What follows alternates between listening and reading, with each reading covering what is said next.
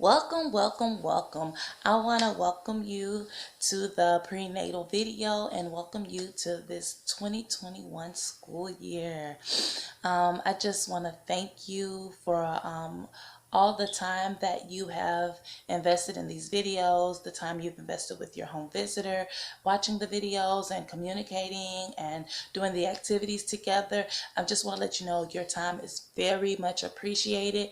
This has been a different year, this 2020-2021 school year, but with us working together, we are getting through it. And I just want to spend this time to say thank you and happy new year. So in this video, we're going to go over our prenatal activity. We're also going to talk about the development-centered parenting, and then we're going to go into our family well-being. All right, let's get started. As you know, in each video, we're going to start with just a song for you to sing to start that interacting with your baby, to build that secure attachment. So this month's song we're going to sing is Roll, Roll, Roll Your Boat.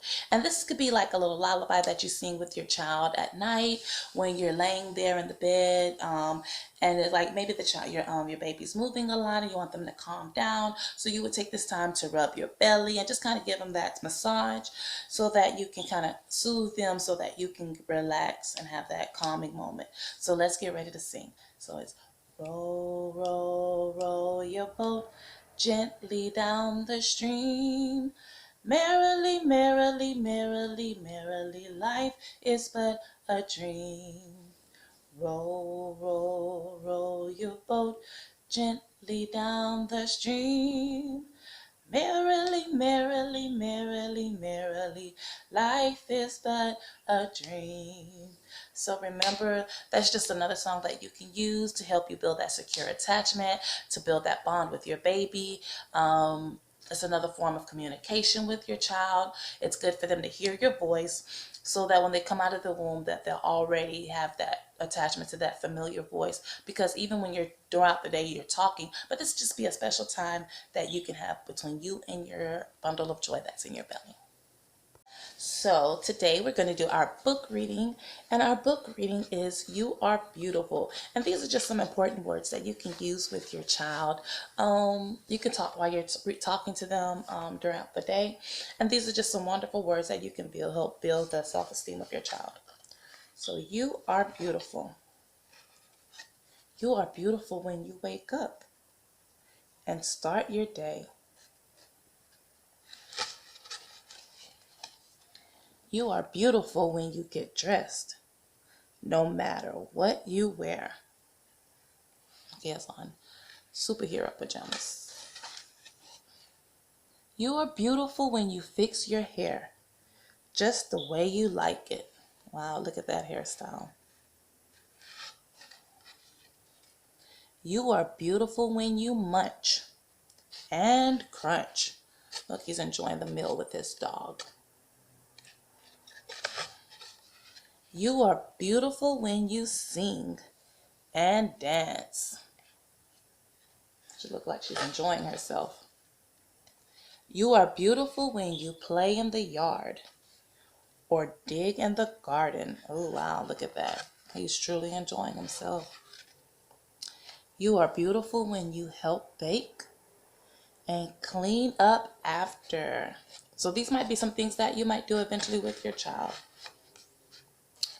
You are beautiful when you take a nap and wake up rested. Ooh. You are beautiful when you laugh and even when you cry. Oh, look, he hurt himself. You are beautiful on the outside and on the inside. The end. So these are just some words that you can use to talk to your child about how beautiful they are. And these are some things that you can anticipate doing with your child, and you think about their life and how they might grow up and the things y'all can do together as they grow. So today's prenatal activity is entitled Transitions and Good Nutrition, Breastfeeding. So for this activity, we're going to focus on the parenting behavior of nurturing.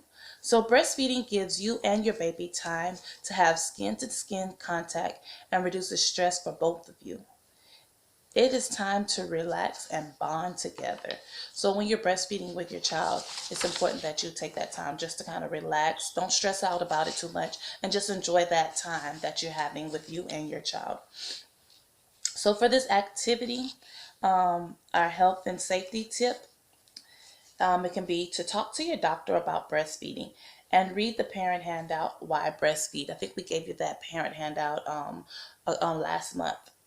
So breastfeeding helps your baby fight off infections, and it helps and it's easier for your child to digest. So these are just some things that you can remember when it's talking about breastfeeding. Breastfeeding is important. I mean, it is one of the like an important thing for you to do for your child, and it's not the only option that you have, but it is an important option that we do have to help feed our child and give them the proper nutrition. So a tip for taking care of you is, how is your nutrition? Are you eating a balanced diet, taking your prenatal vitamins? Are vitamins that are good for you and your baby? It's okay to satisfy some of the comfort foods, but make sure you do that in moderation. So just be mindful of the diet that you're using, that you have for you, because it's going to affect you and your baby. So for this activity, you're going to need your family journal so that you can write down some of the answers to some of these questions. And then you're going to also need like a baby doll, or you can use maybe like a blanket. So I'm going to use a blanket today because I don't have any baby dolls. So how are you planning to feed your baby? So these are some things that you need to think about beforehand, before your child comes, because it's important. Your child is going to need the proper nutrition. And yes, our bodies do produce breast milk in order for us to feed our babies. But there are other options, maybe like formula, that you can use in order to feed your child. But the most important, like the best benefit that you can have for your child is breastfeeding. So you need to think about this and understand the different options that you have within feeding your child. So how do you plan to feed your child? So we're going to talk about the option of breastfeeding. So with the blanket, what I'm going to use, you're going to cradle your baby in your arm and your elbow. So this is kind of when you're going to have to understand that when you're breastfeeding your child, you're going to be able to have your child in a comfortable position. So we're going to use this blanket and just practice how you're going to hold your baby when you breastfeed it. So when you hold your baby like this, with your arm around them and holding it to your breast, that's called, I think, the football hold. So just kind of think, where are you going to sit within your home when you're breastfeeding? Think about it. Are you going to be where there's a chair with the arm so that you can be comfortable?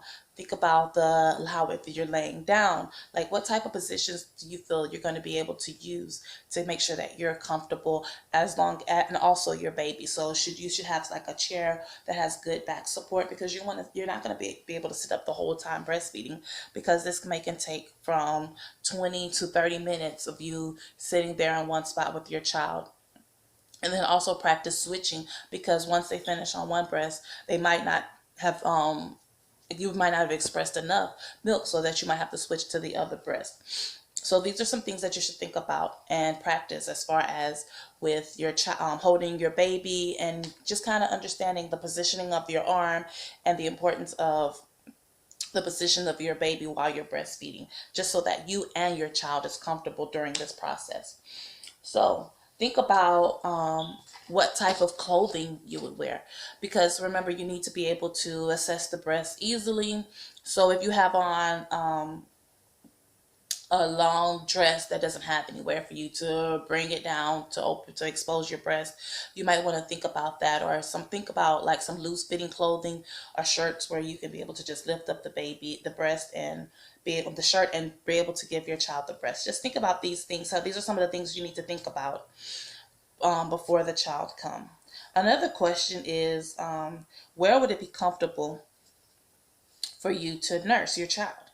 It is a natural process, and there's many people that you have around you that can support you. And you can also think about what family member do you have that can support you during this process? So it might could be a younger child just sitting there talking with you as you are experiencing this with your child, or maybe it's your husband, or maybe it could be your friend that might can come over and help you if you do have another child there. So while you're breastfeeding, maybe they can come and help you, like if they need a snack, or if they need to help with like going to the potty or something like that.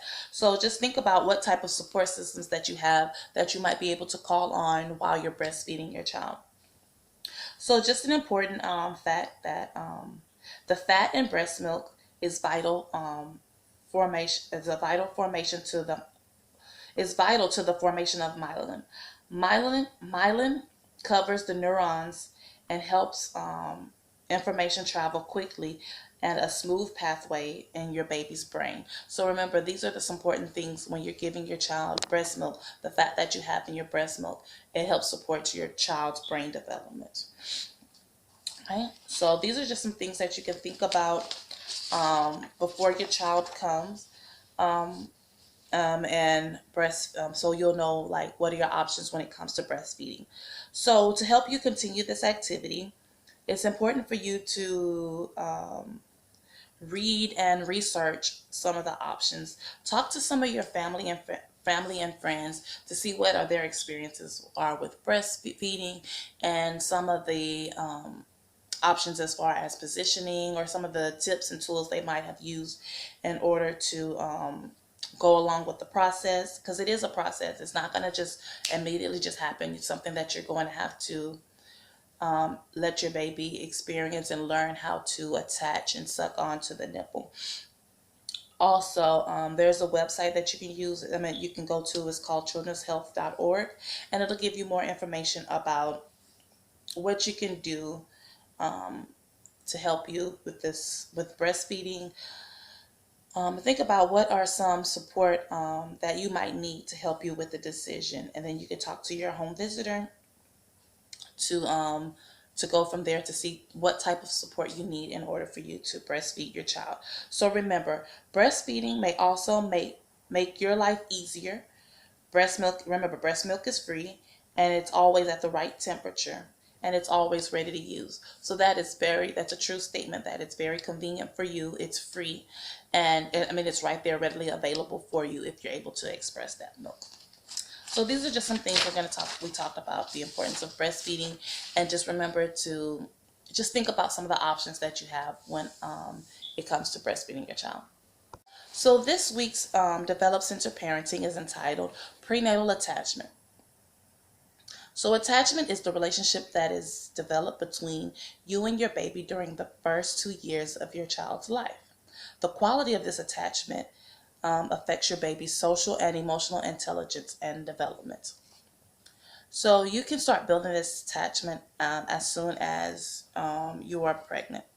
So the first step is to picture your unborn child as a real person. Although your child is very small in your stomach, but just understanding that this is a person that you have inside of you growing, and it's important for you to build that attachment. As sorry, like this is a big person that I have inside of me. It's very important for you to communicate with your child. So talk to them while they're in the womb. Tell them about yourself and how happy that you are to be a part of this process, and about them becoming a part of your life. Your baby can start hearing you like around 24 weeks. And by this time the baby is born, your baby is able to recognize your voice. And you can help him learn. You can help. He likes to hear you talk, sing, and read out loud. And you can also use music to help calm your child. So why does secure attachment matters? Secure attachment is very important to your child's life. Being touched and loved is essential to brain development. Your child knows that when you the touch and the love that you give to them, they can trust you as a caregiver to meet their needs. So it's important for you to have that touch, that the massaging, like when you're putting on the lotion, or even now while your child is in your belly, just massaging your belly. They can feel that touch or the pressure that you're using on your belly. That's very important for you to build that attachment with them now. So your child also knows when you're upset, or when you're afraid. They can feel that tension and that stress in your body. So they're able to make the connection between a sense of secure and trust and a well-being. So it's very important. So your emotional bond that develops when your child is in the womb is based on a lifelong relationship. The earlier you start with a strong bond with your child, the better your attachment can be throughout this lifelong process. And it's also important for the dads to also start building this attachment, and they can start now too. So that can go with them massaging your belly, talking to the baby, and just helping you relax and imagine what. So when you and your father, the father of the baby, are together, you can imagine what your baby is going to look like, whose eyes they're going to have, what features you think they're going to have, the mom's nose or the dad's nose, just things like this. And for y'all, the stronger your connection and attachment is with the father, the better it is for your baby to have a good, strong attachment and connection with the both of you. So it's important for the father to be involved during the pregnancy. So remember, the things that you do now also affects your child later on. So just make sure that you are just thinking about the choices that you make, the stress that you're under. So all stress isn't bad stress. So it's okay to have some stress, but remember, if there's some stressors that you can remove yourself from to help to make sure that you are calm and in a good headspace, do that. Just make sure that you and your baby are building these good bonds through singing, talking, playing, massages, things like that. So you can do those things to help you build that good attachment with your child. This week's family well-being is entitled Finding the Help You Need. From time to time, family struggles to make ends meet. The federal and state government work together to make sure that children have food and homes and medical care. Finding the help for your family needs isn't always easy, but hang in there. The key is to be persistent. There are guidelines that agencies have to follow. So when they're looking at your application, so this helps them meet the needs of many people, as many needs as possible. So sharing the information will allow them to make good decisions about your situation. So some tips when you're applying is the maze of phone calls can become very confusing. So ask for advice from your healthcare provider or your friends or family home, or your home visitor on what you can do in different situations. So if you're kind of confused on what's going on when you're calling these places, just ask them, look, can you give me some help, or ask for some guidance on how the program works, or talk about your special circumstance and make sure that the program is what you need for your family. It's very important for you to stay in contact with the agencies that you're trying to get help from. Just making sure that you follow up on the process of your application and the process of how things are going after you filled out the application. Yes, give them some time, or what they tell you if they're going to reach out to you in a week or two, and they haven't, just kind of follow up with them to make sure that things are going along with the process is going along, just to make sure that you keep all the appointments that you have with those agencies and to be there on time. If you have a last minute emergency, call someone to let them know that you're going to be late, and to see if there's something that they can do if you might miss your appointment time. Maybe they might can fit you in at the end, or to see what the process is, just not showing up or showing up late, and there might be a way for you to reschedule the appointment, would be a better option, or just being just courteous of letting them know what the situation is. It's important for you to keep all your phone numbers, forms, your records, things like that that are important together in the same location, so that they're easily accessible. So maybe you can have a folder, or they're like one of those like a manila envelope to keep everything, those important documents in and together. So when you need them, they'll be right there and you know where they are. Keep them in a safe place that you know.